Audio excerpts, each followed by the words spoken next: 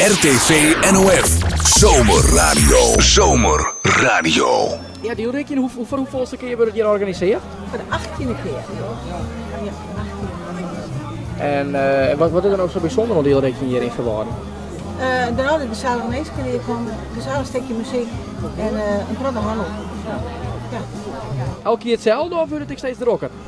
Nou, elke keer is hetzelfde. Ja. We gaan eigenlijk nooit meer de heren erbij gewoon, want het is ook altijd mooi waar. Dat scheelt.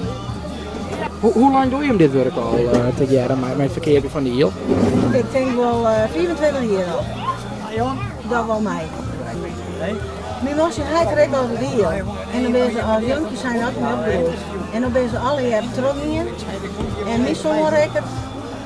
En misschien later dan hij tegen nog wel. En is het leuk? Gezellig gedaan. Ja, hartstikke leuk. Prachtig. Wat is nou zo bijzonder aan je hiel? Ja, een goeie hiel. Zegt iedereen, hè? Ja. Maar dat is weer. En hoe ken dat? Ja, hoe ken dat? Het pikkelen is goed, het skimmeitje is goed.